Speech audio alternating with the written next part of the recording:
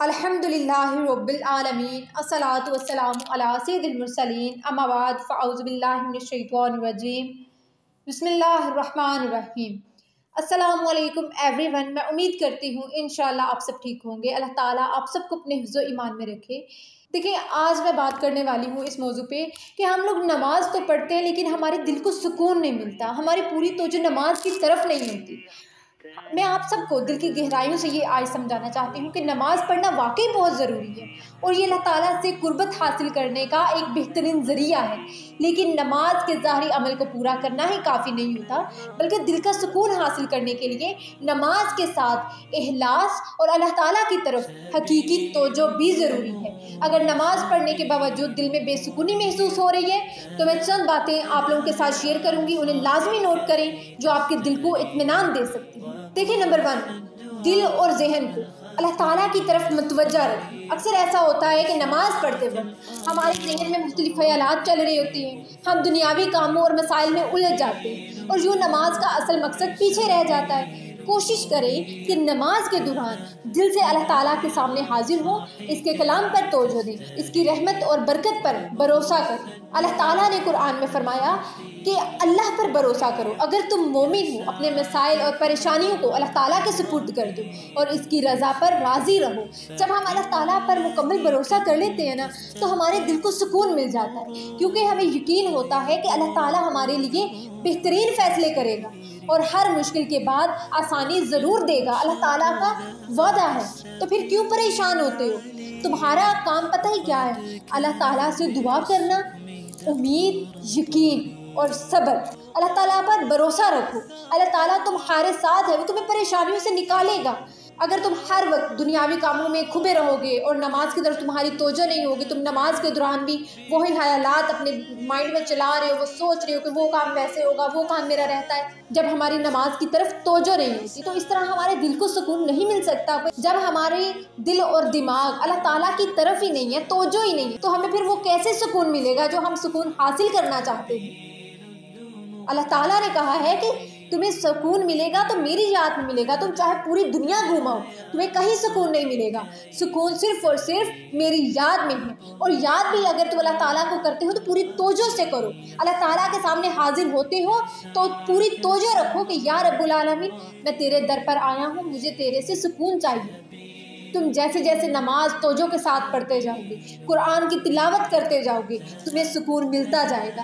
شرط یہ ہے کہ تمہاری توجہ ہونی چاہیے۔ جب تم جائے نماز پر کھڑے ہوتے ہو نماز کے لیے تو اپنے دنیاوی کاموں کو پیچھے چھوڑ دو، اپنی آخرت کو یاد رکھو کہ ہمارا اصل مقصد کیا ہے، ہم اس دنیا میں کرنے کیا آئے ہیں۔ سب سے پہلے ضروری ہے کہ ہم اپنی نماز کو درست کریں، اس کے ترجمے کو سیکھیں۔ جب آپ اس کے ترجمے کو پڑھ لیں گے، یاد کر لیں گے، تو آپ کا ایک ایک لفظ پر توجہ ہوگی کہ آخر آپ کیا پڑھ رہے ہیں، آپ اللہ تعالیٰ سے کیا کہہ رہے ہیں، آپ اللہ تعالیٰ سے کیا بات کر رہے ہیں۔ انسان سے غلطیاں ہو سکتی ہیں اور کبھی کبھی یہی غلطیاں دل میں ہی بے سکونی کا باعث بن جاتی ہیں۔ اللہ تعالیٰ سے معافی مانگیں، کثرت سے توبہ استغفار کریں اور دل کی گہرائی سے دعا کریں۔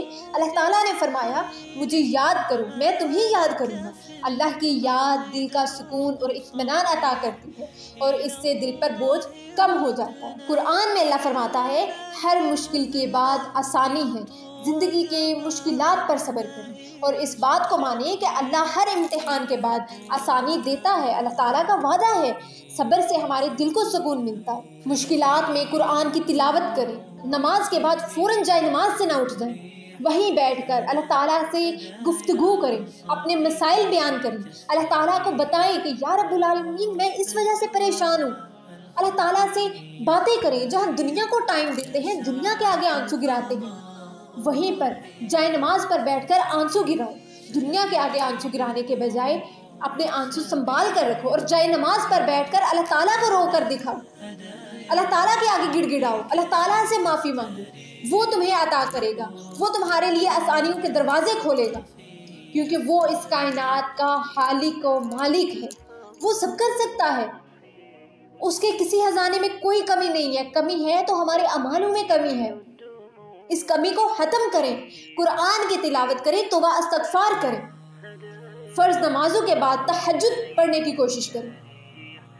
رات کی عبادت بہترین عبادت ہے، اللہ تعالیٰ کے قریب ہونا چاہتے ہو، سکون حاصل کرنا چاہتے ہو، اپنے دنیاوی مسائل کا حل چاہتے ہو، تو قرآن کی تلاوت کرو، اللہ تعالیٰ کی عبادت کرو، رات میں روزانہ قرآن کی تلاوت کریں، اس کے معنی پر غور کریں۔ قرآن پڑھنے سے اللہ تعالیٰ کی رحمت کا نزول ہوتا ہے اور دل کا اطمینان بڑھتا ہے۔ دوسروں کے لیے اچھائی اور خدمت خلق، دیکھیں دوسروں کے ساتھ بھلائی کریں، ان کی مدد کریں اور انہیں خوشی دیں۔ جب ہم دوسروں کے لیے بھلائی بھی کرتے ہیں، انہیں خوشی دیتے ہیں، ان کے لیے آسانیاں پیدا کرتے ہیں، تو اللہ تعالیٰ ہمارے دل کو اپنی رحمت سے بھرتا ہے اور ہمیں سکون کا احساس دلاتا ہے۔ خدمت خلق سے دل میں اطمینان اور خوشی پیدا ہوتی ہے۔ آخر میں اپنی نماز کو بہتر بنائیں، اخلاص اور توبہ کے ساتھ اللہ تعالیٰ سے جڑیں اور اپنے دل کو اللہ کے مزید قریب لے جائیں۔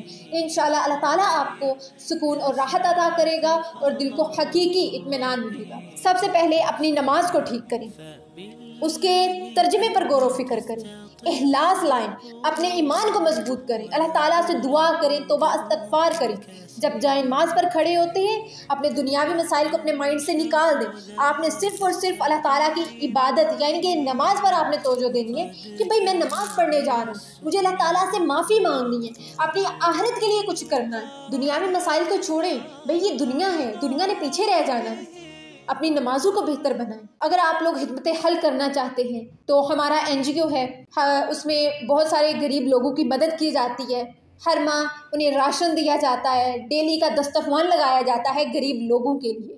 اگر آپ میں سے کوئی بھی ان لوگوں کی سپورٹ کرنا چاہتا ہے، کسی بھی قسم کی، سردیوں کے کپڑے دے سکتا ہے، انہیں راشن دے سکتا ہے، فلٹر لگوا کر دے سکتا ہے، یا پھر انہیں سولر پلیٹس وغیرہ لگوا کر دینا چاہتا ہے، یا پھر ادھر دسترخوان میں اگر آپ روٹیوں میں، ہماری الحمدللہ ڈیلی کی 150 روٹی لگ رہی ہے، اس کے علاوہ گیس کا سلنڈر، یہ سب چیزیں ہنڈیاں وغیرہ بنتی ہے، الحمدللہ بڑا دیجکا ہے جس میں الحمدللہ 10 کلو سے 12 کلو روزانہ کا سالن بنتا ہے۔ اور کبھی یہ نہیں ہے کہ 150 روٹی ہو جاتی ہے، اس سے زیادہ بھی ہو جاتی ہے، لیکن فی الحال جو ہمارے NGO میں دسترخوان پر روٹی دی جا رہی ہے ڈونرز کی طرف سے وہ 150 ہے۔ اگر آپ لوگوں میں سے کوئی اور بھی سپورٹ کرنا چاہتا ہے تو ہمارے ساتھ کائنڈلی رابطہ کیجیے۔ آپ لوگوں کی سپورٹ کی بہت زیادہ ضرورت ہے، بہت زیادہ ضرورت ہے۔ دیے گئے نمبر پر رابطہ کریں، انشاءاللہ آپ کو ایک ایک چیز کا پروف دیا جائے گا کہ آخرکار آپ کی بھیجی گئی ڈونیشن کہاں پر خرچ کی گئی ہے۔ اپنا عطیہ زکوٰۃ خدمت حل کو دے کر لوگوں کی سپورٹ کریں، ہمارا ساتھ دیں، انشاءاللہ آپ کو ایک ایک چیز کا پروف دیا جائے گا۔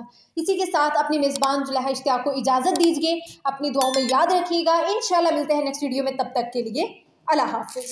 ایک خوبصورت عمل جو اللہ تعالیٰ کی بارگاہ میں سب سے زیادہ پسندیدہ ہے وہ ہے بھوکھوں کو کھانا کھلانا۔ آج ہمارے بھائی عمیر نے اس نیکی کا بیڑا اٹھایا اور اپنے حصے کا گوشت ہمارے مفت دسترخوان میں عطیہ کیا۔ عمیر بھائی کا یہ صدقہ ان کے لیے نہ صرف دنیا بلکہ آخرت میں بھی روشنی کا ذریعہ بنے گا انشاءاللہ۔ رسول صلی اللہ علیہ وآلہ وسلم نے فرمایا، صدقہ بھوکھوں کو کھانا کھلانے سے جہنم کی آگ بجھاتا ہے۔ آپ بھی بھائی عمیر کی طرح ان نیکیوں میں حصہ ڈال سکتے ہیں۔ یہ چھوٹے چھوٹے عطیات کسی کے لیے بڑی راحت بن سکتے ہیں۔ آئیے اپنی استطاعت کے مطابق اس نیکی میں حصہ ڈالیں۔ آپ کا دیا گیا ایک چھوٹا حصہ کسی کی بھوک مٹا سکتا ہے۔ اللہ تعالیٰ ہمیں ایسی نیکیوں کی توفیق عطا فرمائے۔ مزید معلومات کے لیے پروفائل وزٹ کریں اور آج ہی عطیہ کریں، کیونکہ نیکی کرنے سے کبھی گھاٹا نہیں ہوتا۔ انشاءاللہ آپ کی گئی ڈونیشن آپ کو ویڈیو کے تھرو دکھائی جائے گی کہ آخر کس حقدار تک جا رہی ہے، آخر ضرورت مند تک جا بھی رہی ہے یا نہیں۔ انشاءاللہ ویڈیو کے تھرو آپ کو مکمل پروف دے دیا جائے گا۔ بہت شکریہ، جزاک اللہ ہے۔ السلام علیکم۔ فبالله كم تستطب القروح